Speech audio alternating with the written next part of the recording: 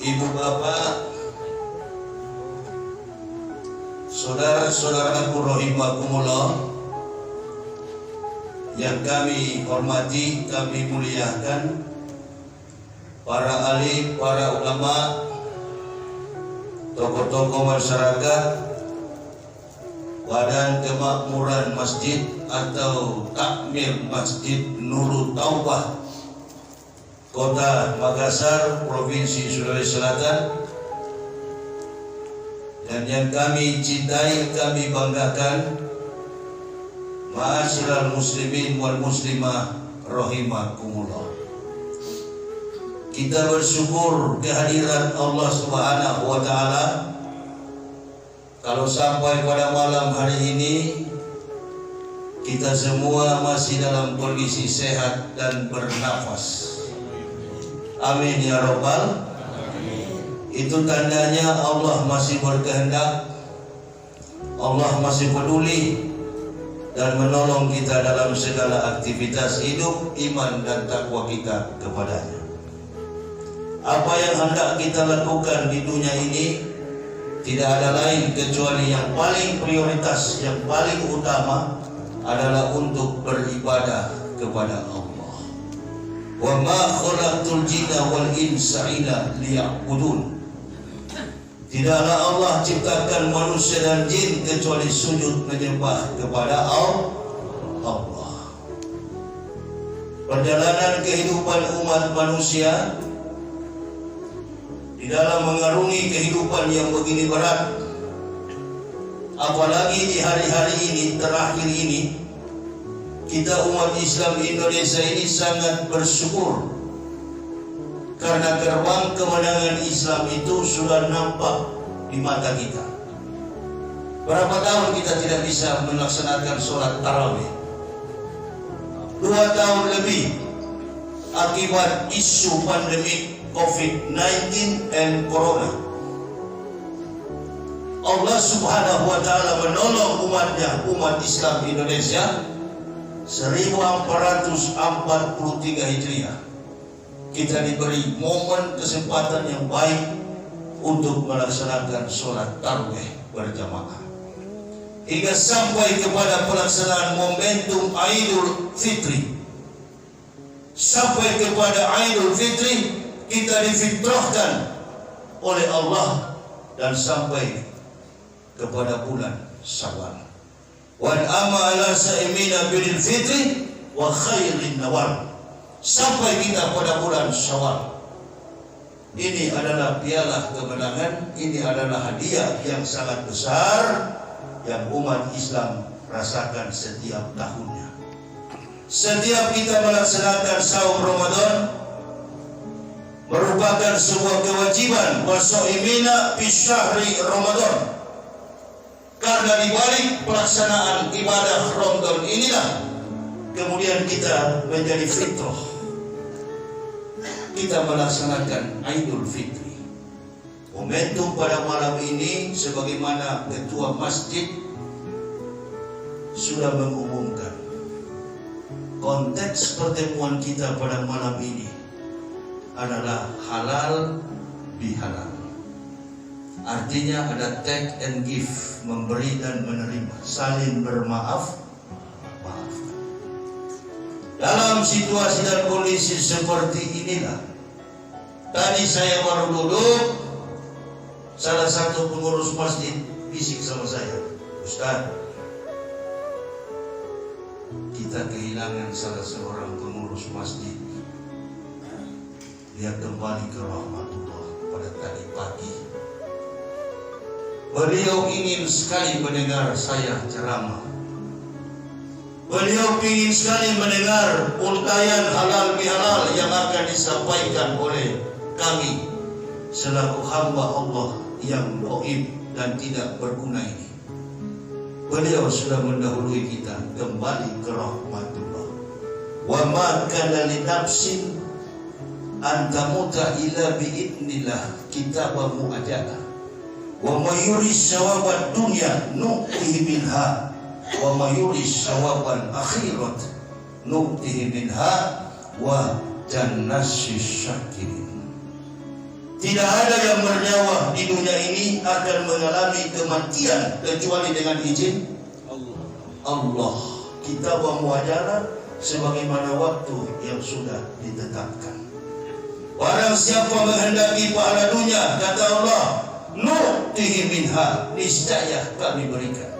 Barang siapa menghendaki pahala akhirat, nu'tihi minha, juga kami berikan. Di ujung daripada ayat itu, wa jannasy syakirin, kami balaskan kepada orang-orang yang bersyukur. Ini adalah tanda kesyukuran kita kepada Allah. Bersilaturahmi dalam keadaan hidup, bahkan yang telah dipanggil oleh Allah kembali ke rahmatullah. Kematian itu adalah kepastian. Sakit dan musibah, tanda tanya. Sakit dan musibah, tanda tanya dalam hidup. Belum tentu terjadi, tapi kematian sudah Allah tentukan. Masing-masing kita menjalaninya. Inilah perlu kita untuk beriman kepada Allah. Kenapa? Karena di depan kehidupan kita sana banyak sekali ujian yang harus kita hadapi, banyak sekali cobaan yang harus kita lalui. Bahkan fakta kematian itulah la tasalu qadama abdi yaumal qiyamati min baini yadayillahi ta'ala hatta yus'alu an arba'ati asal. Tidak beranjak kaki seorang hamba dari pelataran kiamat kecuali dia ditanya 4 persoalan. Yang pertama, an umri fima afnahu, umurmu dengan apa engkau habiskan. Yang kedua, wa an jasadihi fima afnahu, jasad di dalam tanah akan ditanya oleh Allah, dengan apa engkau rapuhkan. Yang ketiga, wa an ilmihi wa amila bihi, ilmumu yang kau dapati dalam segala kompetensi keilmuan apa saja, baik dalam keilmuan sekuler maupun dalam ilmu agama. Dan yang keempat, wa an mali min aina iktasaba wa fima anfaq, hartamu dari mana kau dapat dan untuk apa anfaq engkau belanjakan. Hanya 4 pertanyaan ini saja yang akan ditanyakan nanti di hari kiamat.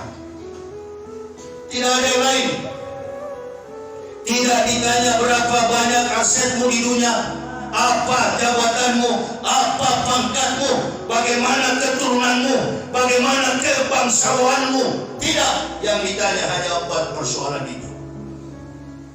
Tidak ada kasta, tidak ada hamba-hamba, tidak ada orang merdeka, tidak ada orang-orang yang hina. Semuanya diperhadapkan. Yang membedakan manusia itu adalah akidah dan kesolehan di hadapan Allah. Jadi di dunia saja kita lihat, oh ini bangsawan, darahnya biru, darahnya merah, darahnya putih, darahnya kuning. Di hadapan Allah nggak laku yang begitu. Amin ya Rabbal. Hanya 4 pertanyaan ini. An umri fima afnahu, umur dengan apa engkau habiskan. Sepanjang usia saya dalam pengalaman pribadi tidak beragama Islam. Ketika saya mengucapkan la ilaha illallah Muhammad Rasulullah pada 11 Oktober tahun 2006 bertepatan dengan tanggal 18 Ramadan 1427 Hijriah bersama istri dan 3 orang anak.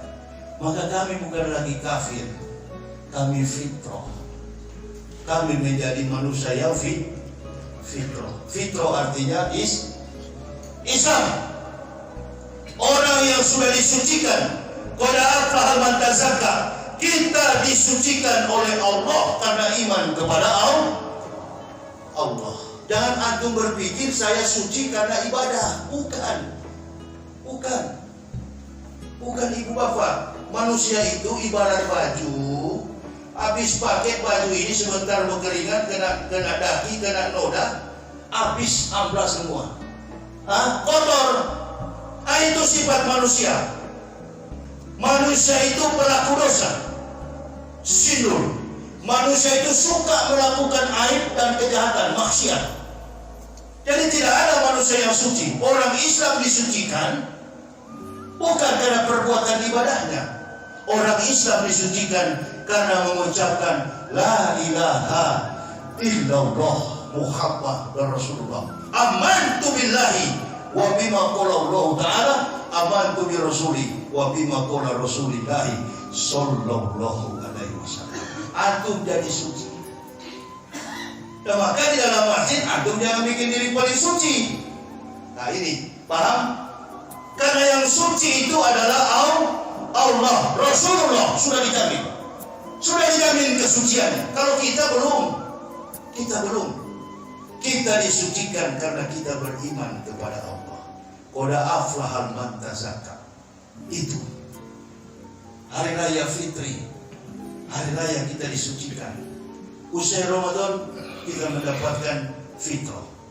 Kenapa? Karena kita berpuasa di bulan Ramadan. 30 hari, 30 malam namanya. Sebulan namanya.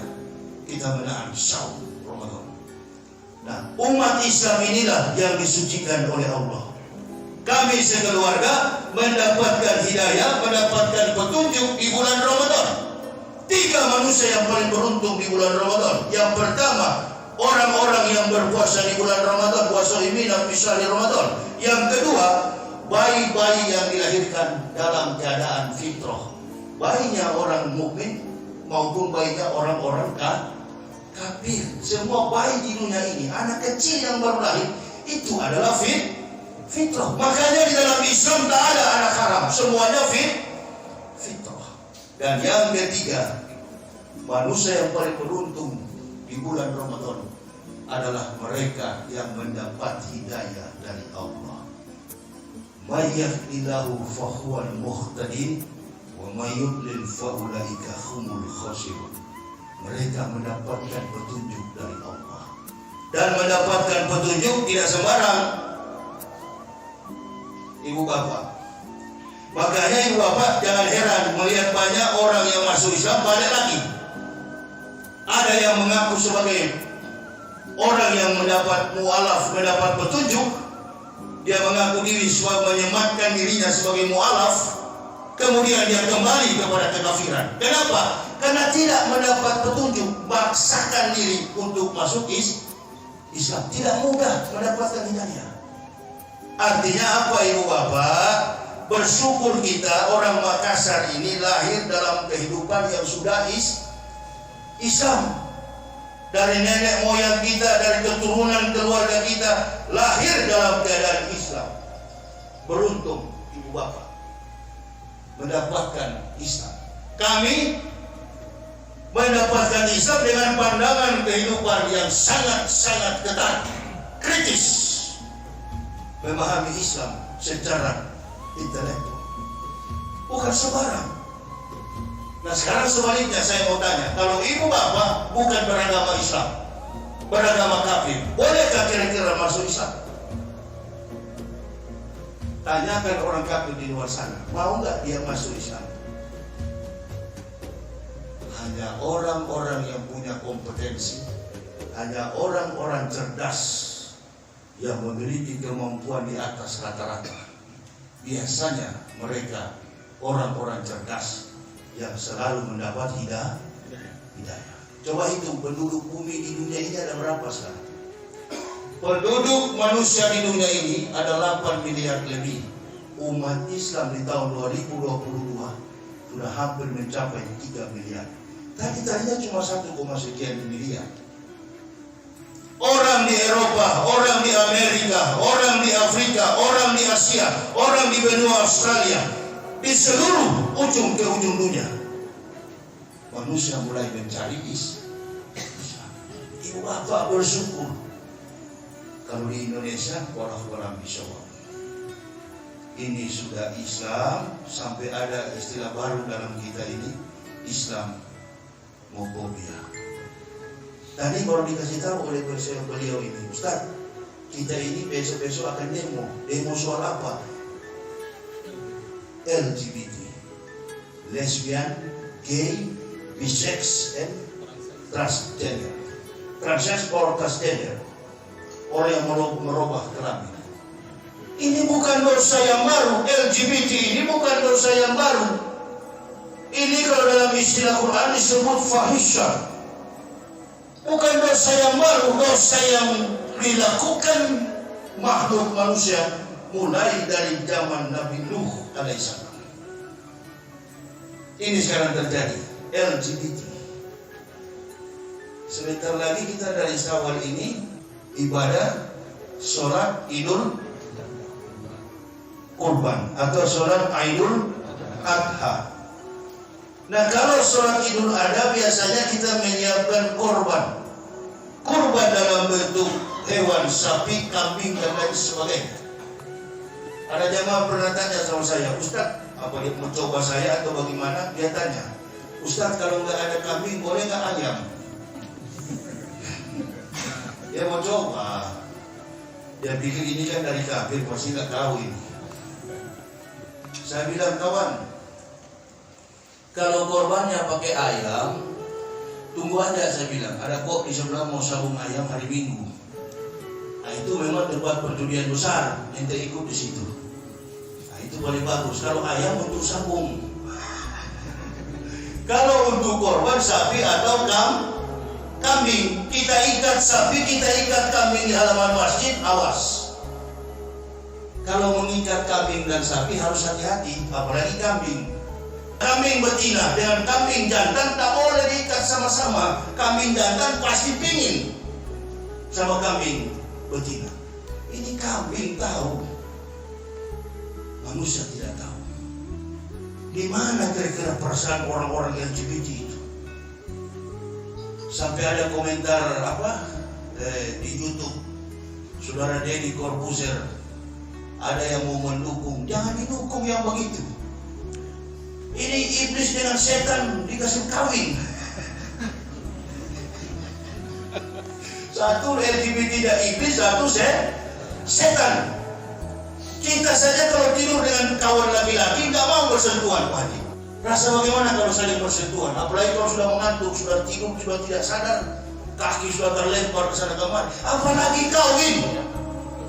Ini tantangan Islam ke depan. Allahu Akbar.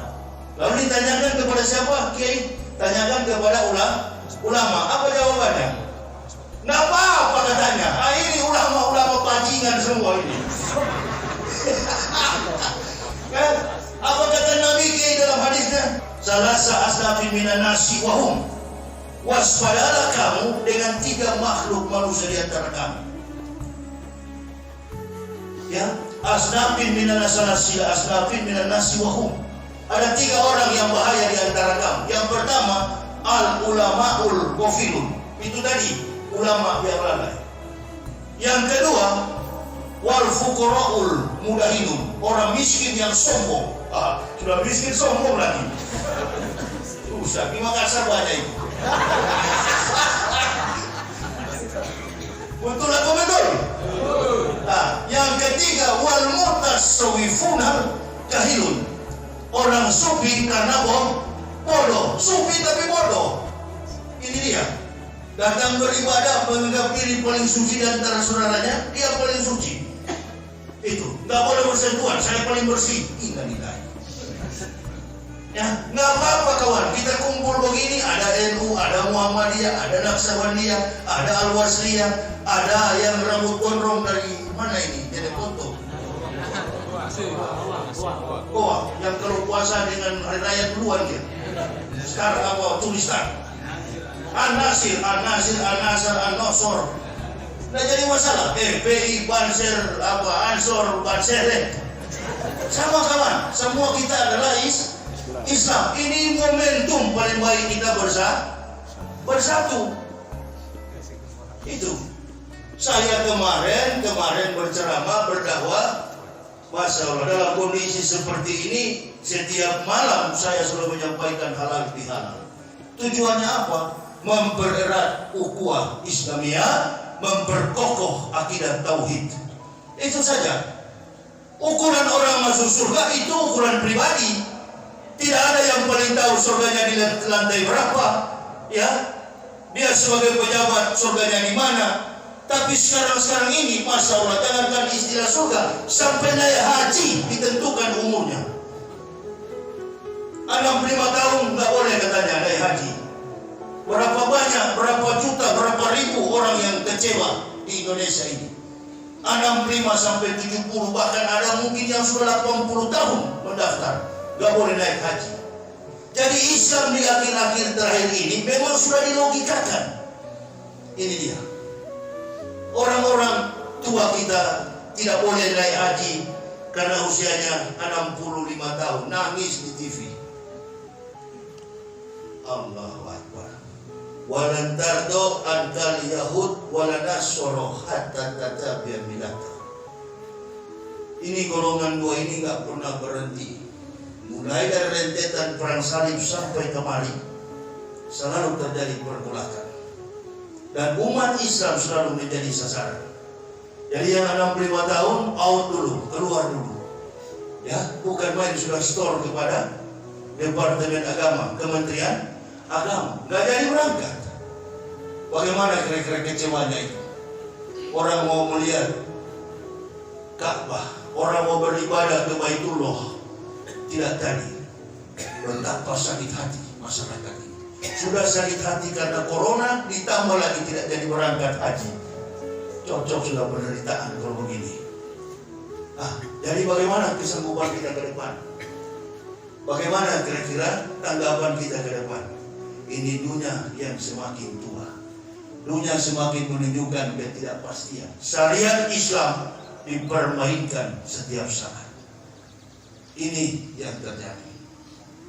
Ibu bapak, saudara-saudaraku, saya hidup di dalam penjara kurang lebih kemarin 5 bulan.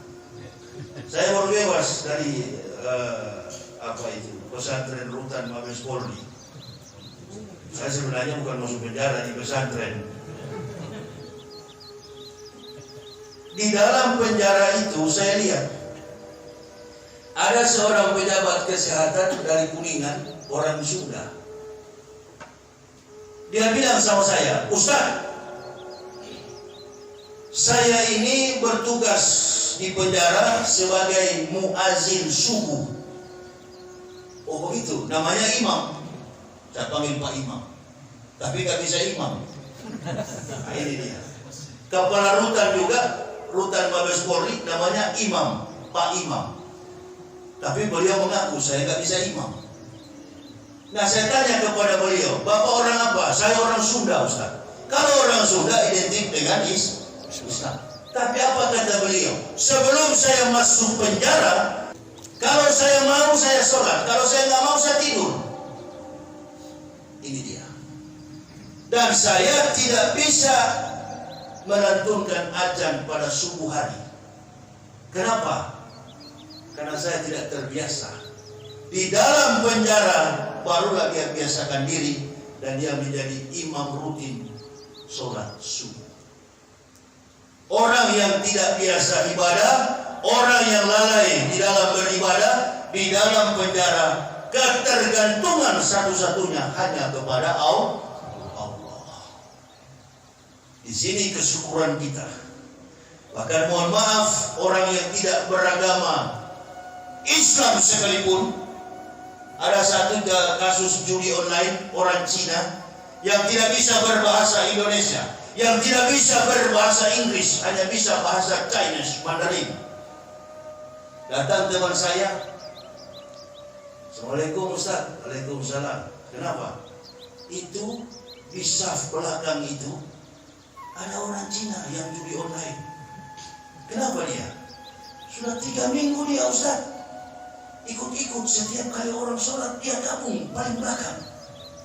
Dia pakai kopiah, tapi dia sholat tidak pakai wudu Ustaz. Nggak apa-apa, dia lebih sah dari ente. Masya Allah. Saya tidak tegur. Memang saya pernah lihat kenapa ini Cina ini setiap kali saya keluar dari pintu kamar dia selalu di jendela kamar saya. Intip-intip orang sholat. Apa maksudnya orang Cina ini? Rupa-rupanya datang kok Jeffrey, orang Indonesia, yang sudah lama di Indonesia, lahir di Indonesia. Saya bilang, kok cuma bicara dengan saudara antum yang dari Cina itu, apa kesan dia mau sholat? Antum sudah lama di Indonesia gak mau sholat, kenapa dia mau sholat? Apa kata Cina yang judi online itu? Saya sholat 1 kali dalam Islam, hati saya jadi tenang, pikiran saya tidak berat. Nah, bayangkan ibu bapak saudara-saudaraku, sholat tanpa wudhu, sholat tanpa cebok, sholat tanpa sunat. Apalagi kita yang pakai cebok dan wudhu. Itu. Di dalam penjara dia masuk ke dalam saf, dia sholat. Di Eropa dan Amerika yang model begini sudah gak keruan, sudah gak terhitung jumlahnya. Orang yang susah tidur, orang yang tidak bisa lagi tidur, kerjaannya di laboratorium, kerjaannya seorang astronom dan lain sebagainya, ahli fisika, ahli matematika. Mereka tak bisa tidur karena setiap pekerjaan mereka menguras pikiran dan kemampuan pikiran tenaga mereka. Akhirnya apa? Mereka cari masjid untuk tidur. Nah, ibu bapak juga begitu, kalau dikejar debt collector banyak hutang, masjid tidur. Pasti bisa tidur itu. Coba hotel bintang 5 belum tentu bisa tidur. Masjid tempat pasti tertidur. Ini praktik orang-orang kafir yang dulu-dulunya tidak beragama Islam. Dari sinilah ketertarikan orang-orang kafir untuk kemudian memeluk agama Islam. Rahasia tentang kedalaman hidayah dalam Islam itu ibu bapak tidak tahu. Tapi orang-orang di luar sana, yang di Amerika, di Eropa, di mancanegara, mereka tinggalkan harta kekayaan mereka, mereka tinggalkan pekerjaan mereka, mereka tinggalkan aset mereka hanya karena mengucapkan la ilaha illallah Muhammad Rasulullah.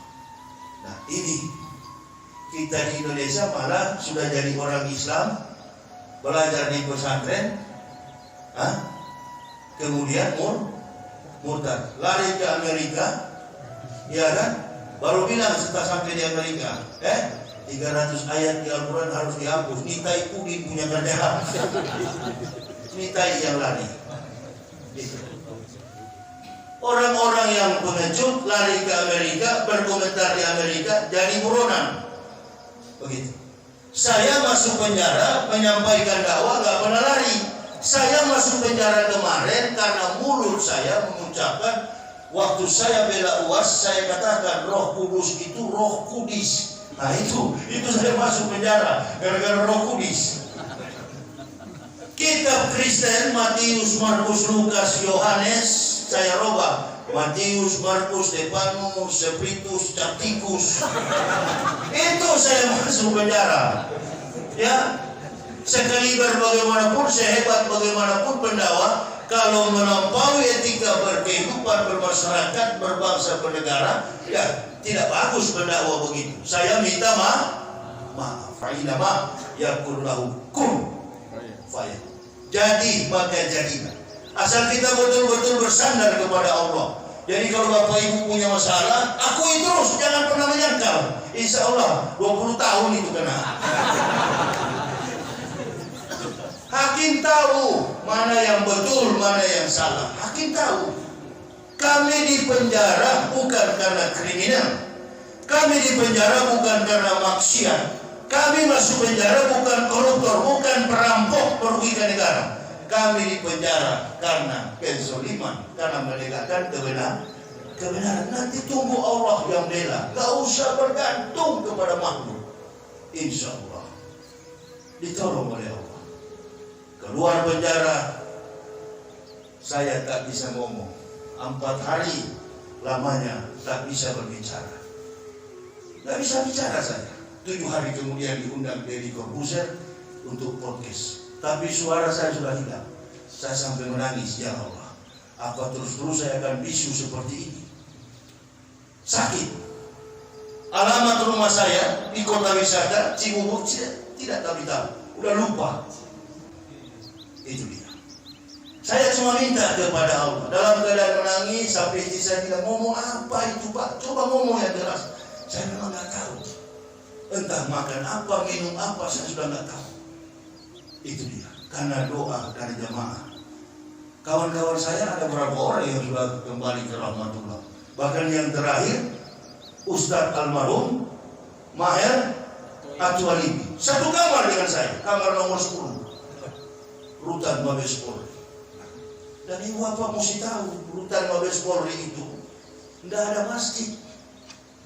Orang mau sholat silakan sholat, orang Islam tidak mau sholat juga tafadhol, silakan, terserah dia. Datangnya Habib Rizik dan kawan-kawan Front Pembela Islam FPI, kami juga masuk. Irjen Pol Napoleon Bonaparte juga masuk. Kami bersatu mendirikan masjid. Jadilah 2 masjid dengan nama Masjid Ruhul Jadi, di blok narkoba dengan di blok pidana umum. Itu masjid sampai sekarang berdiri. Sholat 5 waktu terarah, ibadah-ibadah fardu terlaksanakan. Semua hari besar Islam dilakukan setiap tahunnya. Jadi kami berguna di sana. Saya baru perhatikan, memang betul-betul alhamdulillah ada Habibana, masjid berdiri. Anak-anak FPI, Habib Ali, Habib Idrus, Maman, Panglima FPI, dan beberapa anak-anak FPI. Kami yang jadi imam di dalam. Kami jadi pendakwah di dalam. Begitu keluar dari penjara, kebanyakan dari kami sakit. Kenapa? Karena penjara itu di Bareskrim itu penjaranya di bawah tanah. Kami tidak pernah melihat sinar matahari setiap hari. Kami hanya mengkonsumsi vitamin A, B, C, terutama vitamin D untuk pertumbuhan tulang. Nggak pernah lihat kami bagaimana siang hari, bagaimana malam hari. Karena kami tidak pernah mendapatkan asupan dari ultraviolet. Hanya vitamin kami makan, turun badan kami. Sakit-sakitan. Saya berjanji di hadapan Allah, sembuhkan ya Allah, berikan saya suara. 4 hari kemudian saya sudah bisa ngomong. Pikiran saya mulai ngelantur, badan saya seluruhnya kram. Saya ajak istri saya, kita berjamaah di Sumatera. Di tengah perjalanan seluruh kaki saya kram sementara bawa mobil. Berhenti dulu, injak dulu. Bahkan pernah satu waktu hampir celaka. Baru keluar penjara kami sudah menuju ke Sumatera. Dalam kondisi yang sakit mulai dari kaki sampai ujung kepala. Sakit berat. Bahkan sampai pada saat ini pun, waktu saya imam tadi, jujur saja pagi, sudah tak mampu saya tadi. Sebenarnya saya tidak mau jadi imam, karena nafas saya sudah payah. Dalam berceramah begini pun tinggal cari-cari nafas. Jangan-jangan menyusul di tadi subuh yang kawan satu itu. Iya. Tidak apa-apa nih kalau menyusul di atas mimbar begini. Jangan menyusul di atas perut perempuan. Jangan mati di atas meja judi. Jangan mati di atas meja balok salak, balok yase, balok apa lagi? Nah, itu jangan kasih. Ya, tapi kalau mati dalam keadaan berdakwah, ini dia. Qudwatun fi sabilillahi aw rakhautun khairun minad dunya wa ma fiha. Berangkat pagi atau sore berjuang di jalan Allah lebih mulia daripada dunia dan segala isinya. Ini simpel sekali. Saya masuk Islam itu kan tidak ada beban dengan keluarga, istri, anak. Satu aja beban saya yang paling saya takut sekali masuk Islam itu. Kalau pada waktu mau disunat, ini memang agak goyang sekali saya. Saya pikir kalau sudah masuk Islam ini dapat bonus. Artinya kalau sudah tua kan tidak usah pakai disunat. Ternyata itu memang wajib kawan. Mau masuk ke masjid dilarang oleh ketua MUI. Sunat dulu Pak Yahya. Oh kalau begitu siap Pak Kiai. Sunat. 3 hari kemudian disunat. Pakai bambu lagi. Kalau pakai laser masih bagus.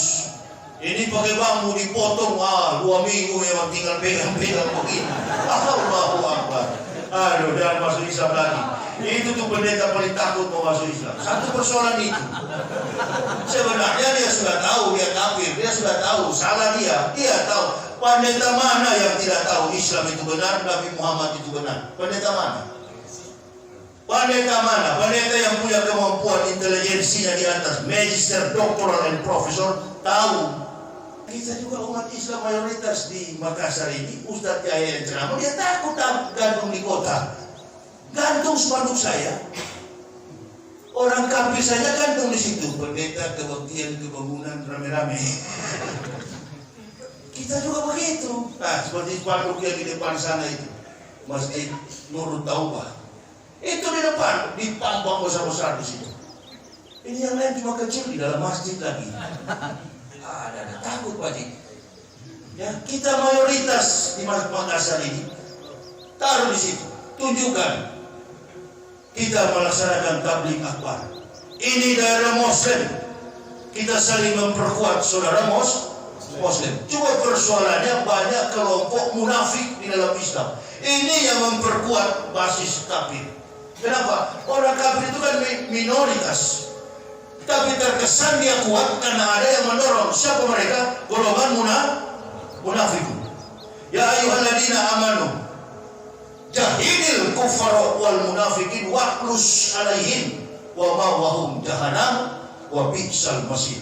Perangilah orang-orang kufar, kafir dan munafik. Waqlus alaihim, dan bersikap keras kepada mereka. Sesungguhnya tempat kembali mereka neraka jahanam yang sangat pedih. Itu dia. Makanya kita ketika bergerak, bukan orang kafir yang melawan kita, bukan orang kafir yang menantang kita, tapi saudara Muslim, termasuk mahasiswa. Begitu mahasiswa memberontak, begitu mahasiswa bikin demo, Allahu Akbar. Ibu-ibu bikin demo supaya minyak goreng ada, harganya turun, sembako turun, semua data-data barang di Indonesia turun. Bukan itu yang turun, celana dalam yang turun, celana dalam yang munafik. Hampir mati dihajar.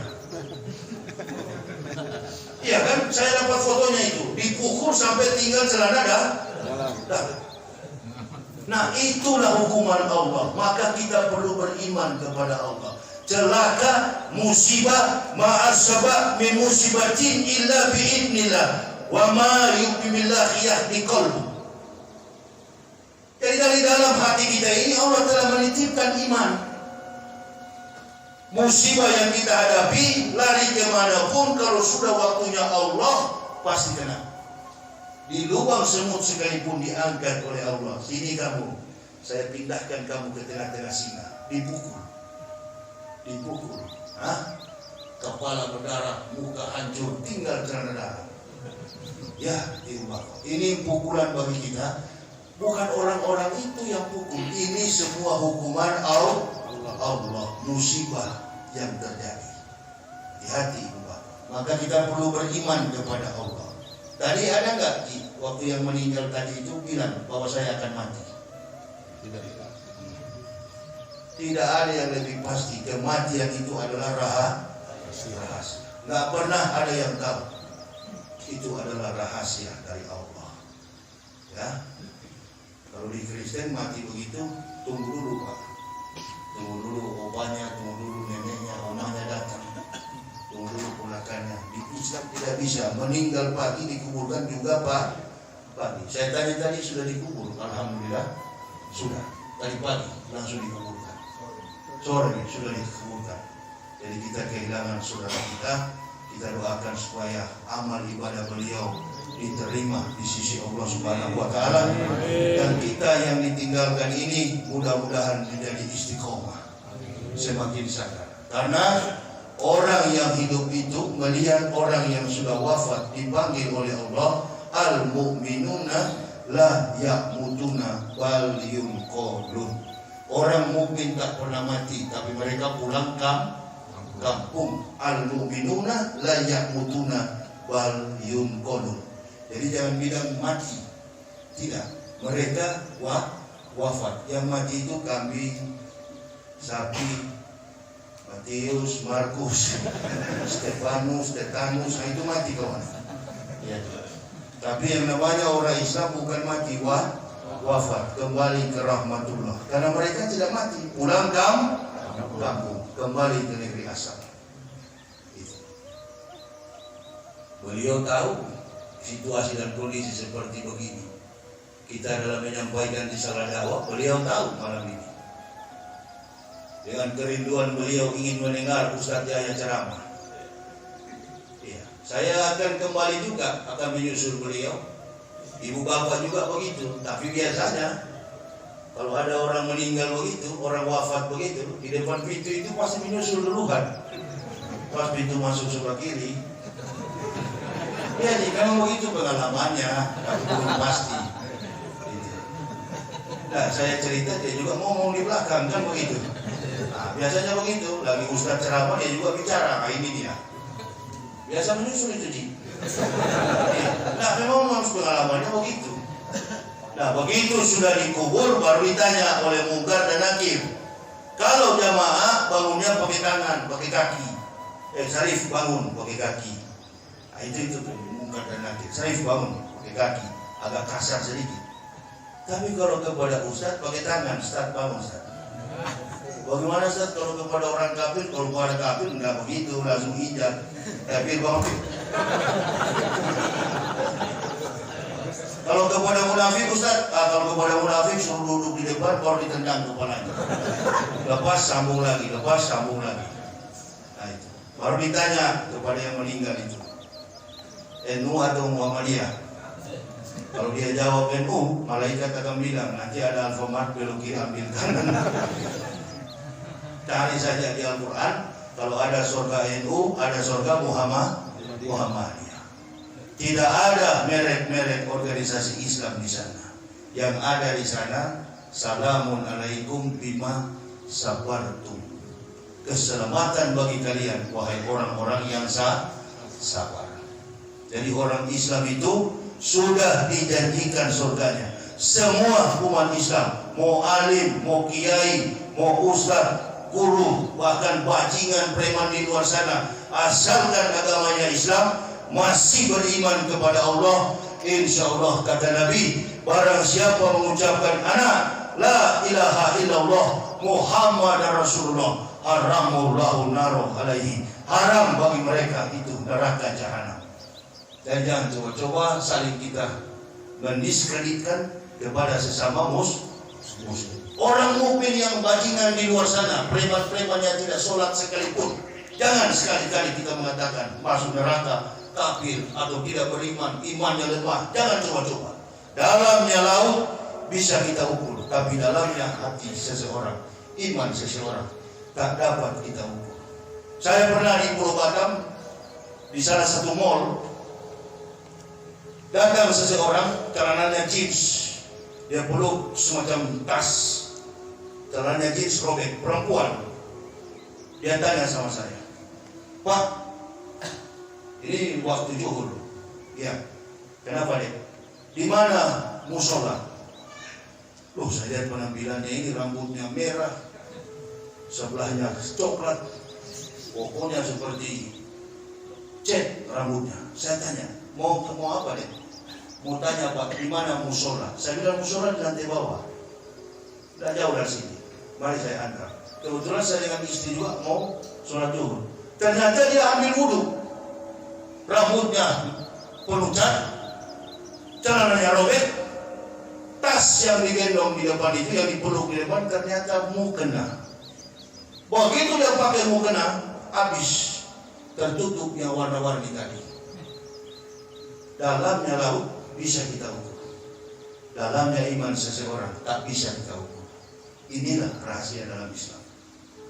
Jangan tuh masuk masjid merasa diri paling jago, paling suci, semuanya Masya Allah, mau salaman pun Allahu Akbar. Iya, soalnya pernah saya begitu, ada anak muda sampai lebar begini, Masya Allah, saya sampai bilang, ih, latihan kungfu ini sudah 5 saf dia ambil ini kawan. Kalau masjidnya besar, enggak apa-apa, masjidnya kecil begini, 5 tempat dia. Masya Allah. Sebenarnya gampang sekali, kamu tekel begini, langsung ngaku. Artinya dengan kondisi begini, mari kita bersatu, karena umat Islam di Indonesia ini sudah terkotak-kotak. Bagaimana caranya hancurkan Islam? Pecahkan pikiran orang Islam, pecahkan ukhuwah mereka, Kalau sudah pecah, insya Allah gampang menguasai Indonesia. Ini kita bersatu di momentum halal bil halal. Saya kira saya sudah tidak bisa paksa Pak Haji. Saya sudah ngos-ngosan, sudah merasa mau mati juga ini. Kita apa ini? Kipas angin. Saya kira bisa paksa ya. Insya Allah kita jumpa di lain waktu. Saya masih dalam kondisi sakit. Beberapa hari lalu saya dibawa ke rumah sakit Sandi Karsang. Sampai dokter periksa jantung dan ada salah satu dokter di IDI, Ikatan Dokter Indonesia. Ustaz, malam ini atau besok paling lambat sudah harus opname. Tidak boleh lagi jalan-jalan, apalagi bawa mobil jauh-jauh. Ustaz, jantungnya sudah parah. Obat yang dikasih 1 biji pun tidak pernah saya minum. Saya tetap ceramah sampai hari ini. Nanti berhenti kalau wafat Pak, insya Allah. Maka dibutuhkan kepada jamaah selalu doa. Ya Allah, ya Rabbi, sembuhkan Ustaz Yahya dari sakit. Saya dikasih obat oleh Dr. Kiai Haji Hasan Basri. Obat jantung cardio care. Jadi mohon doa, ini masih dalam proses keluar penjara, ini nafas masih tinggal satu-satu. Saya sudah berjanji ya Allah, nanti berhenti kalau saya sudah wafat. Selagi kami masih ada nafas, masih mampu. Ternyata benar apa yang saya ceramahkan dulu waktu masih sehat, Pak Haji, diuji oleh Allah sekarang. Dan saya pernah bilang, kendati nafas tinggal satu-satu, kami akan terus berdakwah. Terbukti sekarang. Ini yang saya rasakan betul. Saya seringkali dengan istri berdialog, bertukar pikiran. Itu ucapanmu Pak di dalam dakwah. Astagfirullahaladzim. Jadi hati-hati sebagai pendakwah kita. Dia akan uji kita Pak Haji. Dia akan uji. Selagi kita masih di jalan yang lurus, dia akan goyang kita. Jadi Ibu Bapak, mohon doa kepada kami. Karena ini sudah komitmen kami dari awal kami masuk Islam sampai masuk ke liang kubur, kami tidak akan berubah. Kami akan tetap konsisten memperjuangkan agama ini. Amin ya Rabbal. Ya Allah ya Rabbi. Saya kira ini Pak Haji yang bisa kami sampaikan.